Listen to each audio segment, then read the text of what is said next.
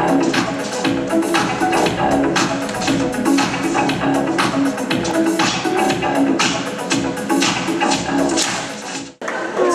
talk a little bit about working with actors. And one of the things that we noticed when we were putting the montage together was how much affection people have for you after they've worked with you.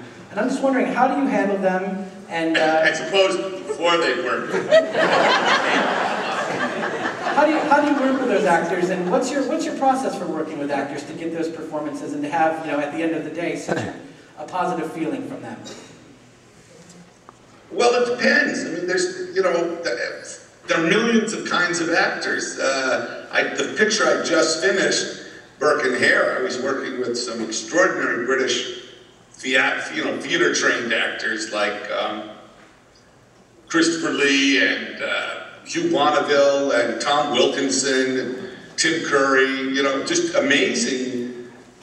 Those kind of actors. It was like, I felt like when I was working with Ralph Bellamy or Don Amici, it's louder, softer. There's not that much correcting going on. You just tell them what you want and they give it to you. Other actors you have to manipulate or trick or coerce or seduce or cajole or bully. It depends on the actor. Every actor is different. How do you figure out which is who? You learn pretty quick which is who. Like, oh, this is the one who can't do it. The reality is that film acting is a very bizarre thing. It's catching a moment. I mean, actors on motion pictures mostly sit around and wait in their trailers. They have to be in the moment at, you know, this particular moment, and movies are not shot sequentially. Sometimes you're making a movie in 4 countries or whatever, so you have someone who walks, you know, out of the door in Los Angeles and then into a door in Kazakhstan 4 months later, and he has to be in the same moment. It's a very interesting and disjointed kind of thing, and some actors have no problem, and other actors, every actor's literally, every actor's different, so you work with every actor differently. I don't know how to explain that. You've engendered a lot of loyalty from people like Rick Baker and people that you've worked with in the past. I'm wondering, what is a John Landis film set like? How does Claudius run his kingdom when you're on the set? It depends. It totally depends. How about with Burke and Hare? How about Burke and Hare? Well, Burke and Hare was fucking freezing most of the time. We were shooting just this winter in Scotland and in England, and it was a bitter, cold winter. The good news is that kind of weather photographs and looks beautiful. I made another film, Innocent Blood, I noticed you didn't have in there, but Innocent Blood was shot in Pittsburgh in the dead of winter. And cold, really photographs, you can see it. And this was hard rain and snow and cold, and we shot, which was true to Edinburgh, so we shot it in all of it. So it's like the whole crew looks like the Michelin Man. Everyone's in parkas and rain gear, and it's just, so you're cold. But filmmaking should be a pleasure. I've never understood, I've worked on a lot of movies, not my own. When I did crew, I was on probably 75, 80 films. All over the place, and I was always amazed when people would bitch and moan and complain or something, because I would think, gee, we're lucky to be here, folks. What's the matter with you? Most people spend their lives doing things they don't like. You know, what's wrong with you guys? So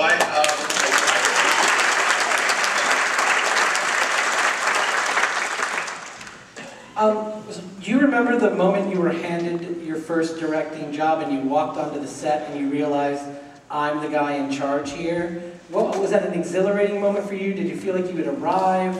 What was that moment? I wasn't handed my first job. The first job I had as the director was a picture I financed myself, which was shot in 1971, and that was, that movie cost $60,000 and was shot entirely on short ends. Do you know what short ends means? Yes. Okay, well, it was like, you know, actor would say, someone would ask me, how long is this scene? And I'd have to go to the assistant cameraman and say, how much film is in there? Schlock cost $60,000 and $30,000 of it was my life saved. So, and of course I lost everything, but I was a movie director then. The second movie I made, Kentucky Fried Movie, in fact the second and third, Kentucky Fried and Animal House were made the same year, 1977, within months of each other, because Kentucky Fried is how I got Animal House. And Animal House was different because that was like a studio picture. And even though it was low budget, it was a $2 million film, it was still, you know, all those trucks and all that stuff. And that was, I don't know, it was interesting. I used to always, at lunch, when you line up for the caterer, I'd always wait in line because I'd been crew so long. And I think it was on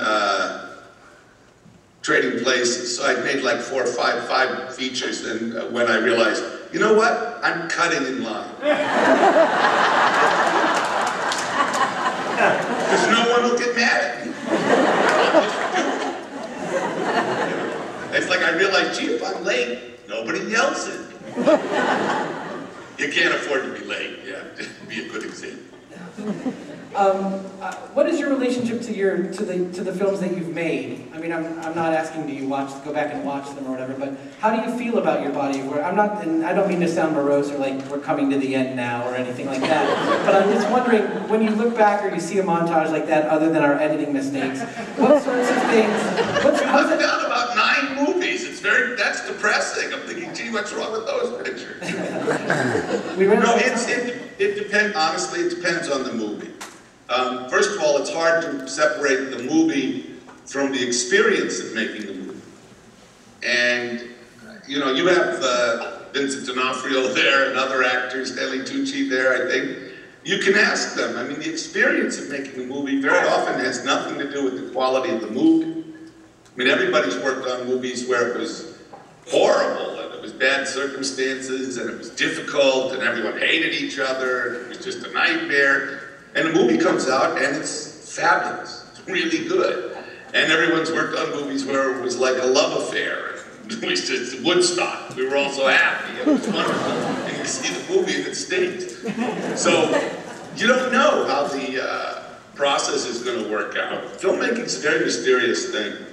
As I've gotten older also, but I used to, when I'd see a really bad movie, I used to be very dismissive. Like, oh, Jesus Christ, what a piece of shit, you know, and like the kids on the internet now, and they shit on movies, you know.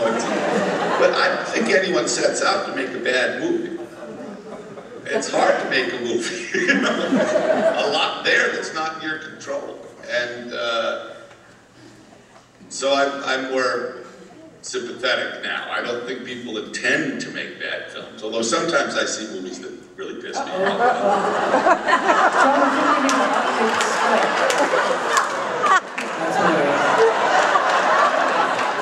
Sorry about that. What's happening? Our software was updating itself. Sorry about that. You're apologizing to me, but I have no idea why.